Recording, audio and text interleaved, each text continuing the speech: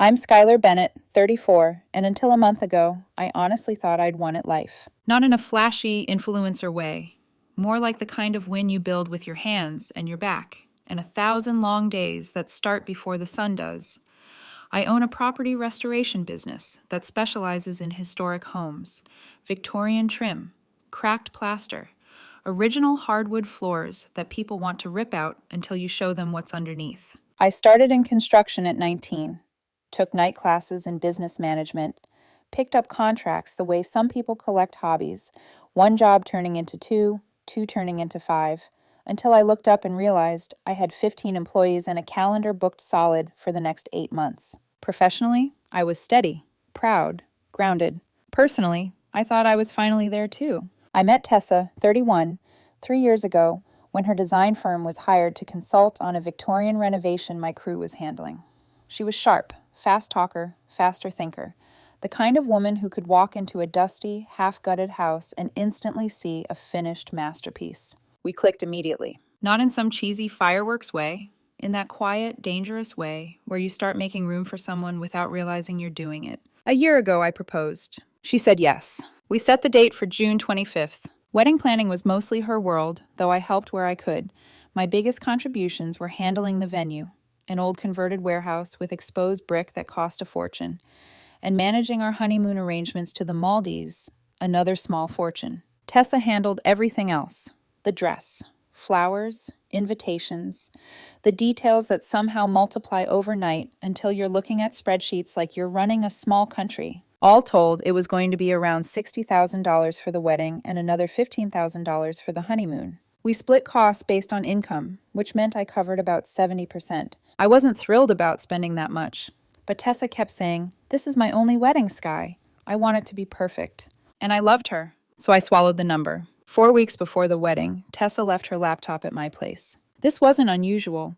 She'd told me the password 100 times, sometimes because she needed me to print something, sometimes because her phone died and she needed to log in somewhere, sometimes because she wanted me to order something while she was driving. Trust was normal between us. That night, I decided to do something small and romantic, a custom piece of jewelry for her to wear on our wedding day.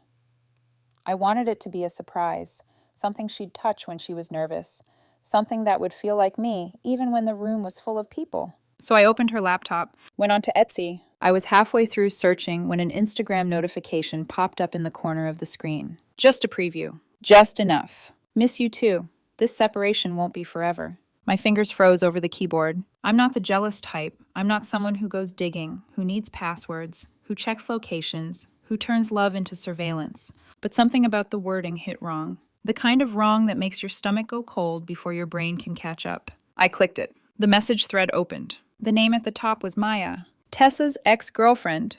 The one she'd told me was ancient history. The one she said was completely out of the picture.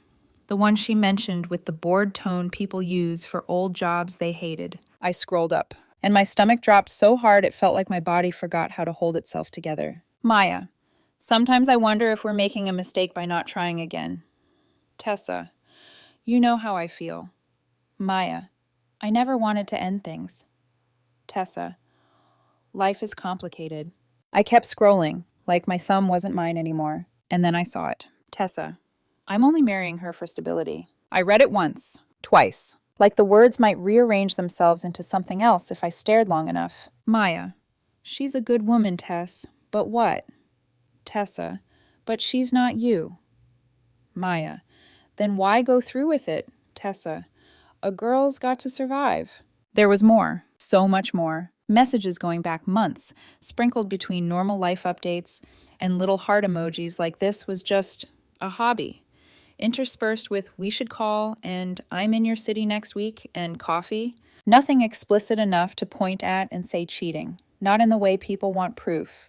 Nothing I could screenshot and slap on a table. But the betrayal was crystal clear. Emotional, intentional, ongoing. I sat there for a long time, laptop open, the room completely silent except for my own breathing. The woman I was about to marry was settling for me, using me like a safe house, and she was saying it out loud to someone else like it was normal. By the time Tessa came over that evening, I'd stopped shaking. That's the thing about me. When something breaks, I don't explode. I go quiet. I get precise. Tessa walked in, slipping off her coat like it was any other night. Hey, she said, smiling, leaning in like she expected a kiss. I didn't move. Her smile faltered. What's wrong? I watched her face carefully, like she was a wall I needed to find a crack in. Is there something you want to tell me about Maya? I asked. Surprise flashed across her features. Then calculation. Then she forced her expression into something casual, almost amused. Maya? What about her? I saw your messages on Instagram. She froze, just for a beat, long enough to tell me I was standing on the truth. Then she exhaled sharply, eyes narrowing.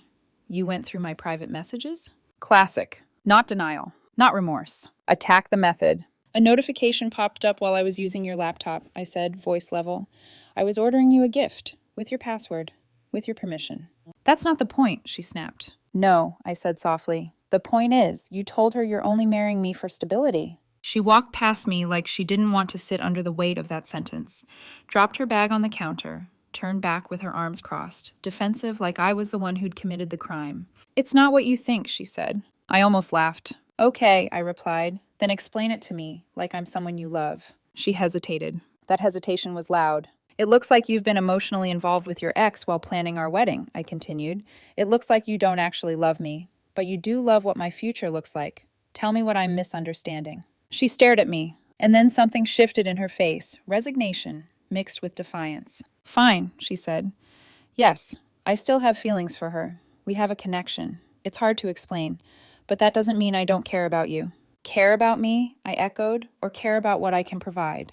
She shrugged, actually shrugged. And then she said it, like she was offering me a life tip. So a girl's got to survive. I felt something inside me go still. Not anger, not tears, just clarity. I nodded once, slow, like I was confirming a measurement. Leave, I said. Tessa blinked. Don't be dramatic. I'm not being dramatic, I replied. I'm being done.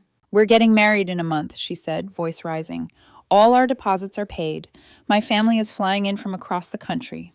Not anymore, I said quietly. Her eyes widened. What's that supposed to mean? It means the wedding is off, I said. I'm not marrying someone who sees me as a meal ticket. She laughed. Actually laughed, like I'd told her a joke. You're upset, she said, waving a hand like she could dismiss my spine the way she dismissed my feelings. You'll calm down. You're overreacting. We can talk tomorrow. There's nothing to talk about, I said. Please leave. For the first time, real concern flickered across her face. You can't just cancel a wedding a month before. That's insane. Think about the money. I'd rather lose deposits, I said, voice steady, than lose my entire life. She stared at me like she'd never seen me before. And maybe she hadn't. Because the version of me she'd been planning to marry was the one who paid 70% and smiled through it. The version of me standing in front of her didn't smile at all. Skylar, she started. I opened the door. Silence filled the space between us like a verdict. She walked out still convinced, somehow, that I'd changed my mind. I closed the door, and in that quiet, with the laptop still open on my kitchen table like a wound, I made a plan. No yelling. No dramatic reveal. Just consequences. Methodical, clean, and irreversible. The second the door clicked shut behind Tessa, the house felt too big. Not empty in a lonely way. Empty like a stage after the lights go out, when you can still smell the makeup and hear the echo of applause that isn't coming back. I stood there for a full minute with my hand still on the doorknob, staring at the wood grain like it might tell me what I was supposed to do next. Then my phone buzzed. Tessa. I didn't answer. It buzzed again. And again. Her name lit up my screen like a dare. I didn't throw the phone. I didn't scream into a pillow. I didn't pour a drink or call a friend to rage about how unfair it all was. I did what I always do when something breaks. I got practical. I walked back to the kitchen, shut Tessa's laptop, and put it gently on the counter like it might explode if I moved too fast. My hands were steady. My stomach still felt like it was falling, but my hands didn't shake. I opened my own laptop. I pulled up the wedding folder we'd shared, the one full of vendor contacts, receipts, deadlines, seating charts, and little notes like, ask florist about peonies, and confirm menu tasting. It hit me then how much of my life had been reduced to checklists, and how easily checklists could be erased. I started with the venue, the warehouse with exposed brick that everyone loved because it looked industrial and romantic and expensive. The one I'd toured 3 times, signed contracts for, and paid a deposit on that made me wince when I hit submit. I called the number. A woman answered with that smooth professional voice vendors have when they've heard every kind of bride and groom panic. Thank you for calling. Hi, I cut in, surprising myself with how calm I sounded.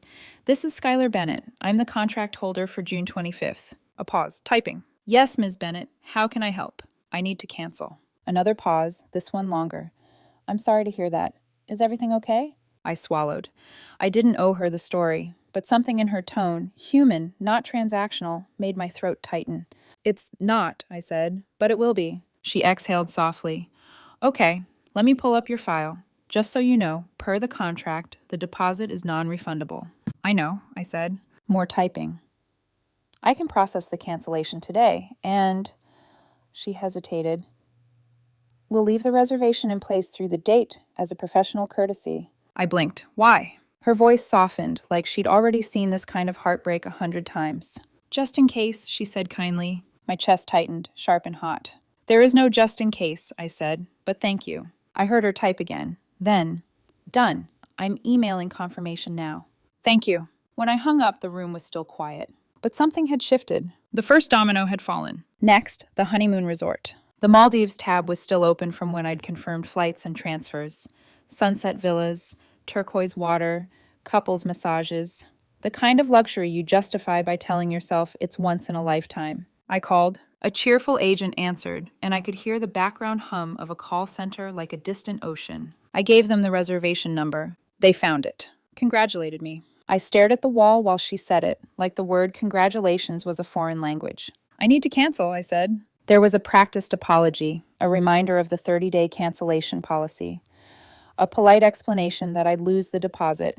Okay, I said. I expected to feel sick about the money. Instead, I felt relief, like I was pulling a splinter out of skin that had been inflamed for months. After that, I moved to the guest list. My side first. Family, friends, colleagues.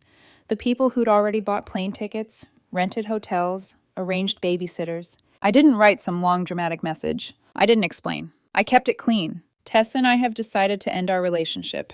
The wedding on June 25th is canceled. I'm sorry for any inconvenience. I hit send. One by one, the responses came in. Shock. Questions. Support. A few people tried calling immediately, but I let everything go to voicemail. I didn't have the energy to perform my pain for an audience. By midnight, the house had become a battlefield made of quiet decisions, a stack of printed receipts, a list of calls made, a list of calls left, a wedding dismantled with the same precision I used on rotted floor joists. And then, like a bad movie soundtrack, my phone started again. Tessa. Calls, texts, voicemails piling up like snowdrifts. At first, the messages were furious. How could you embarrass me? This is insane. You can't just cancel everything because you're emotional. Then they shifted into pleading. Sky, please. We can fix this. You're the love of my life. Then, because Tessa never stayed in one emotion long, the practical side showed up. What about the deposits? My parents already paid for the florist. People are flying in. Every message kept circling back to the same thing. Not my heart, not our relationship, not the betrayal. The optics, the money, the inconvenience. I waited until the next afternoon to respond, and when I did, it was one sentence. The wedding is canceled. I've handled my side. Please don't contact me again. I thought that would be it. I thought she'd finally hear the finality in those words. I underestimated how much Tessa had built her life on denial. 2 days later, she showed up at my house. No warning, no text. Just the doorbell ringing like she had a right to. I looked through the peephole and saw her standing there, perfectly styled, makeup flawless, hair done, like she was walking into a meeting, not standing on the ruins of what she'd detonated. I opened the door just enough to step into the frame. She tried to push past me like we were still a couple with shared space. I blocked her with my body. Move, she snapped. No. Her eyes flashed. We need to talk. There's nothing to discuss. Yes, there is, she hissed, lowering her voice like she wanted to keep the neighbors from hearing. You're acting like a child, Skylar. You're punishing me. You're trying to hurt me. I stared at her. It would have been impressive, her ability to reframe betrayal into victimhood, if it hadn't been my life on the line. You hurt you, I said. She flinched like I'd slapped her, then her face hardened again. Listen, she said, switching tactics. We are getting married. We are. People have paid money. My parents are already stressed, and you're going to throw away everything because you read a few texts. A few texts? I repeated, voice dangerously quiet. She sighed, like I was exhausting her. I was venting. Everyone vents. It doesn't mean anything. It meant enough for you to keep doing it, I said. For months. Her jaw tightened. So what, you want to ruin my life? I want my life back, I said. For a moment, she looked at me like she truly couldn't process a world where I didn't orbit her. Then she leaned forward, eyes sharp. You won't find someone better than me, she said softly, like a knife. It landed. Not because I believed it, because it revealed exactly who she was. I nodded once. I'm willing to risk that, I said. And then I closed the door in her face. I expected her to leave. She didn't. She stayed on my porch. 2 hours, sitting like a statue, calling through the door occasionally. Skylar, don't do this! Open the door! I didn't. Eventually, the porch creaked. Footsteps. The sound of her car starting. Silence again. That night, a mutual friend called me.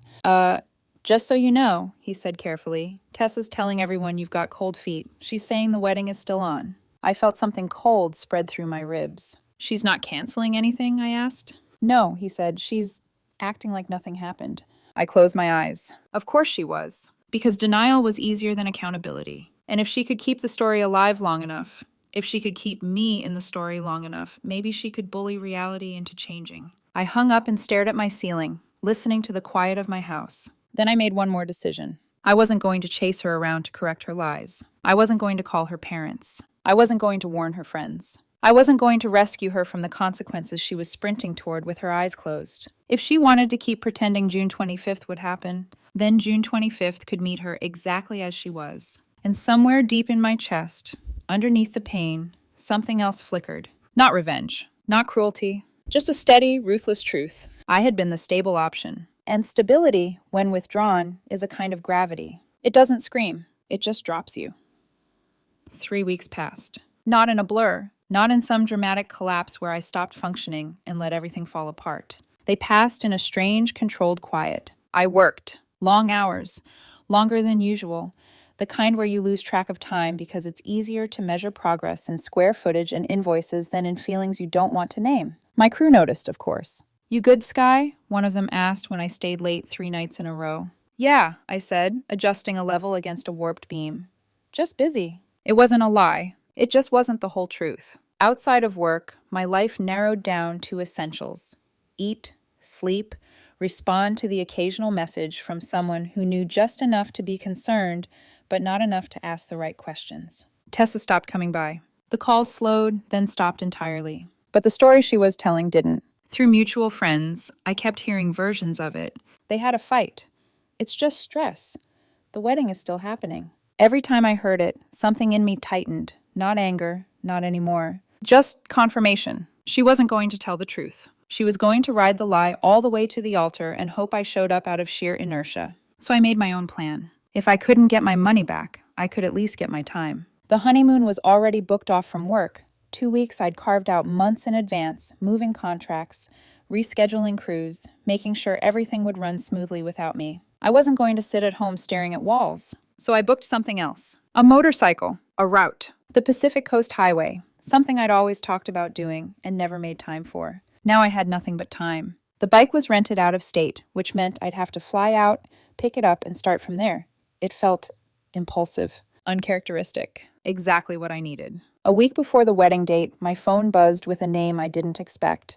Jen, Tessa's maid of honor. I stared at the screen for a second before answering. Hey, I said. Her voice came through, hesitant, careful. Hi, Skylar. I hope it's okay I called. It's okay. A pause. Then, is it really over? There was something in her tone, not gossip, not curiosity. Concern. Completely, I said. Another pause, longer this time. She's still getting ready, Jen said finally. Like it's happening. Final dress fitting was yesterday. She told her parents you two had a fight, but worked it out. I closed my eyes. For a second, I could actually picture it. Tessa standing in front of a mirror, adjusting lace and silk, smiling at herself, like the ending hadn't already been written. I've been crystal clear with her, I said. The wedding is off. I know, Jen said quickly. I believe you. That's why I'm calling. Then why hasn't she canceled anything? Jen exhaled slowly, like she'd been holding this in. The thing is, she started, then hesitated. I've known Tessa since college. I waited. This isn't the first time she's done something like this. My grip tightened on the phone. Done what? Another pause. The first time she's had a backup plan, Jen said quietly. The words landed heavier than I expected. What do you mean? I asked. Jen's voice dropped, like she didn't want even the air to hear her say it. When she was with her ex before Maya. Maya was the backup. the emotional safety net, the just in case. I felt my stomach twist. And then, I asked. And then when Maya wouldn't commit, Jen continued, you became the stable option. There it was, laid out clean. Not complicated, not misunderstood. A pattern. I leaned back against the wall, staring at the ceiling like it might crack open and give me something to hold on to. I should have said something sooner, Jen added, her voice tight with guilt. I didn't think it would go this far. It always goes this far, I said quietly. Silence stretched between us. Not uncomfortable. Just heavy. Thank you for telling me, I said finally. Yeah, she said softly. I didn't want you walking into that blind. I let out a slow breath. I'm not walking into anything, I said. And for the first time since this all started, I felt something close to certainty settle in my chest. Not because of what Jen told me, because of what it confirmed. I wasn't the exception. I was the latest version of the same story. Can I ask you something? I said. Of course. Don't tell her we talked. Jen hesitated. Why? I thought about Tessa, about the dress fitting, the fake smiles, the carefully constructed version of reality she was still clinging to like it could hold her up. Because she's made a choice, I said, and I'm done cleaning up after it.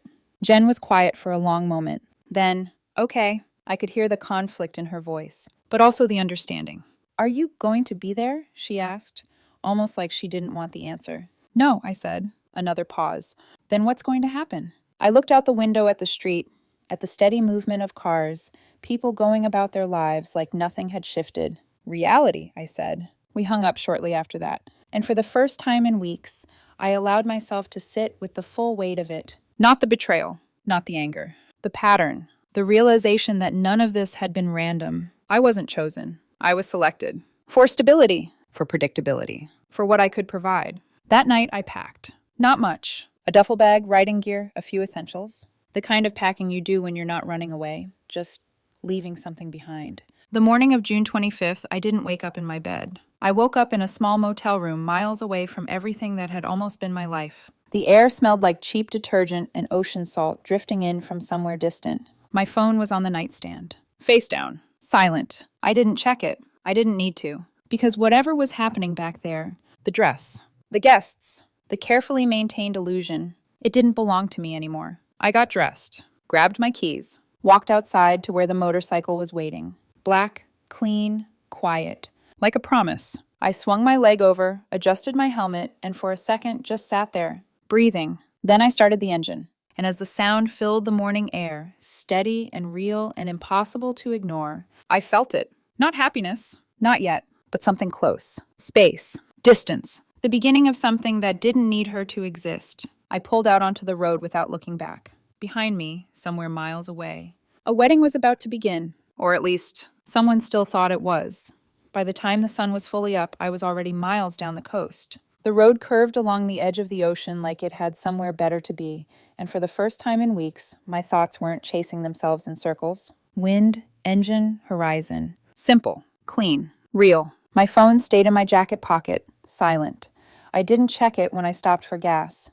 Didn't check it when I grabbed coffee from a roadside stand that tasted like burnt beans and salt air. Whatever was happening back there, it was already over. But reality has a way of catching up to people who try to outrun it. And I didn't have to be there to see it happen. I heard about it later, piece by piece, through messages I didn't ask for, through friends who didn't know whether to apologize or congratulate me, through Jen, eventually, her voice still carrying the weight of what she'd witnessed. Yeah. Tessa arrived early. Of course she did. She always liked to control the room before anyone else stepped into it. She showed up at the venue with her bridesmaids, dressed in that calm, polished confidence she wore like armor. Hair scheduled, makeup scheduled, timeline printed and color-coded. She told everyone I'd be arriving separately, that everything was on track, that this was still happening. The venue doors were unlocked. The staff was there. But that's where normal ended. No chairs, no aisle, no flowers, no altar, just an empty warehouse. Bare brick walls and echoing space, like the building itself had been stripped down to truth. At first, Tessa thought it was a mistake. Where is everything? She asked, sharp, impatient. The staff exchanged looks. Then one of them, probably the manager I'd spoken to, stepped forward. I'm sorry, she said gently. This event was canceled 3 weeks ago by the contract holder. Silence, the kind that presses against your ears. Tessa blinked. No, she said, quick, dismissive. That's not possible. There must be a misunderstanding. My fiancé. The cancellation was processed by Ms. Schuyler Bennett, the manager said calmly. We have it on file. I can imagine the exact moment it hit her. Not fully, Not all at once, but enough to crack the surface. Still, Tessa didn't break. not yet. Because denial isn't logical, it's survival. There's been a mistake, she insisted. She must have done that in a moment of anger. She's still coming.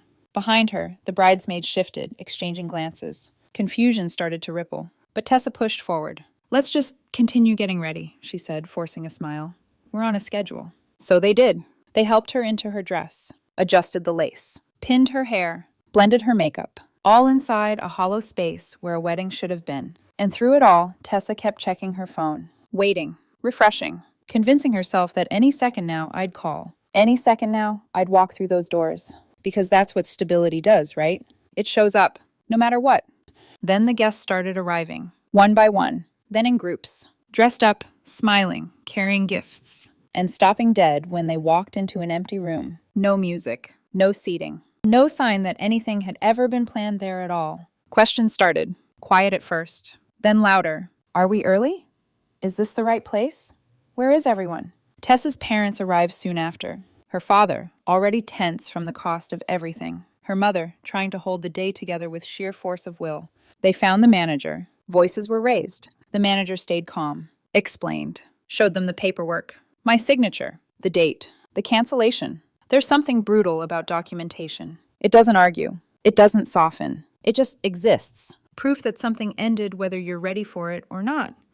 By then, the room had shifted. No longer confusion. Now it was awareness. Guests whispering, phones out, eyes moving between Tessa, the empty space, and each other. And Tessa, still in her dress, still standing in the center of it all, still trying, for one last moment, to hold on to the version of reality she'd built. She's just running late, she said, Over and over. She's coming. But time doesn't bend for denial. Minutes passed. Then more. No call. No message. No sound of an engine pulling up outside. Just the hum of people realizing they'd been invited to something that didn't exist anymore. Jen told me the exact moment it broke. Not cracked. Broke. Tessa looked around the room, really looked this time. At the empty chairs. At the confused faces. At her parents' expression shifting from anger to something worse. Understanding. And something inside her finally gave way. It started small. A shake in her hands. A tremor in her voice. Then it all came out at once. Not graceful. Not controlled. A full collapse. She cried. She shouted. She tried to explain. And in the middle of it, the truth spilled out. Messy, unfiltered. She admitted she'd been talking to Maya. That she still had feelings. That she wasn't sure. That she thought she could manage both. The room went silent again. But this time it wasn't empty. It was heavy. Judgment settling into the space like dust. And somewhere in that chaos, Maya was there. Tessa had invited her. As a guest. Jen said she stood near the back at first, watching everything unfold. And when the truth came out, when Tessa's words made it impossible to pretend anymore, Maya didn't step forward, didn't defend her, didn't claim her. She just left, slipped out of the room like she was never part of the story. which I guess she wasn't. Not really. Tessa's father ended up paying the venue for the day, apologizing to guests, trying to salvage dignity from something that had already shattered beyond repair. Thousands lost. On top of everything I'd already walked away from. But the real cost wasn't money. It was exposure. Truth finally dragged into the light. I heard all of this sitting at a bar on the edge of a cliff in California. A drink in my hand. The ocean stretching out in front of me like it didn't care about anything that had happened. Jen's voice in my ear. Quiet. Almost hollow. "I've never seen anything like it," she said. I didn't respond right away. I just watched the sun dip lower, painting the water in colors that didn't ask permission to be beautiful. "Are you okay?" she asked. I thought about that. About the wedding. About the messages. About the version of my life that had almost locked into place permanently. "Yeah," I said finally. And for the first time, it wasn't automatic. It wasn't something I said to avoid a conversation. It was true. "I think I am." I hung up a few minutes later, finished my drink, and as the sky shifted into something darker, quieter, I realized something simple. I hadn't lost anything that was real. I'd just stopped pretending something broken was worth saving. Tomorrow, I'd get back on the road. Keep moving. Keep putting distance between me and everything that had almost been. No dramatic revenge. No confrontation. No final speech. Just the quiet, undeniable weight of truth, arriving exactly where it was supposed to. That was 2 weeks ago. I've been on the road ever since. There's something about constant movement that strips things down to what actually matters. You wake up, you ride. You stop when you're tired, you eat when you're hungry. No overthinking. No replaying conversations that don't deserve a second draft. Just forward. The first few days, my mind kept drifting back. Not to Tessa exactly. To the version of me that almost said yes to a life built on half-truths. The version that ignored small discomforts because everything looked right on paper. The version that believed love and stability were the same thing. They're not. Stability is what you build. Love is what you choose. And she'd chosen something else. By the time I reached California, something inside me had settled. Not healed. Not fully, but quieter. I was sitting at a cliffside bar the night Jen called, watching the sun drop into the ocean like it was closing a chapter for me personally. Now, 2 weeks later, I'm a few hundred miles further up the coast. Different town. Same ocean. Same sense that I'm exactly where I need to be, even if I didn't plan it this way. My phone still lights up sometimes. Messages I don't ask for. Updates I don't need. But I read them anyway. Not out of attachment. Out of curiosity. Like checking the final pages of a story you've already decided not to be part of anymore. Tessa's design firm put her on leave. Apparently she had some kind of breakdown at work. Couldn't focus. Snapped at a client. Walked out in the middle of a meeting. Her parents are furious. Not just because of the money, though that alone was enough to sting, but because of the public humiliation. The guests. The explanations they had to give. The kind of embarrassment that lingers long after the event is over. And Maya, she blocked Tessa on everything. No closure. No dramatic reunion. Just gone. Which somehow feels fitting. Because for all the emotional weight Tessa placed on that connection, it wasn't strong enough to stand in the open. It only existed in the shadows. And shadows don't survive exposure. I haven't responded to any of these updates. Not once. There's nothing to say. What's done is done. I lost money. A decent amount. Deposits, cancellations, things that don't come back no matter how cleanly you walk away. But money is replaceable. Time isn't. And I didn't waste mine on a marriage that would have slowly turned into something colder, quieter, harder to escape. That's the part people don't talk about. It's not the big betrayals that ruin you. It's the slow ones. The ones you agree to because they're comfortable. The ones you justify because everything else looks good. The ones where you wake up 5 years later and realize you've been living someone else's version of happiness. I didn't wake up 5 years later. I woke up 4 weeks before. And that timing? That saved me. 3 months later. I'm not on the road anymore. At least not full time. I still ride. Weekends mostly. Sometimes longer if I feel like disappearing for a bit. But I came back. Back to work. Back to the business. And it's thriving. We just landed our biggest contract yet, restoring a historic theater downtown. The kind of project people in my industry wait years for. Funny how that works. Everything else falls apart, and suddenly you have the clarity to focus on what's actually yours. No distractions. No divided attention. Just work. And it feels good. Solid. Earned. A few people asked if there were any legal consequences. There weren't. I was the primary contract holder for most vendors. I canceled. I paid the price for that decision in deposits already spent. Expensive lesson. But clean. No lingering ties. Some people, usually the ones who only heard Tessa's version first, criticized me for not telling her family directly. Said it would have been more mature. Maybe. But here's the thing. She had 3 weeks. 3 weeks to tell the truth. To take responsibility. To cancel the illusion she was still feeding. She chose not to. That wasn't my responsibility to fix. She's an adult. So am I. And part of being an adult is letting people face the consequences of the choices they make when no one is forcing their hand. I heard she moved back in with her parents for a while. Started therapy. According to Jen, who I still meet for coffee sometimes, Tessa's finally starting to see the pattern. The need for validation. The fear of commitment. The habit of keeping multiple doors open so she never has to fully walk through one. Maybe she'll change. Maybe she won't. That's not my story anymore. Maya? She reconnected with someone from her past. They're engaged now. Quick turnaround. But again, not my story.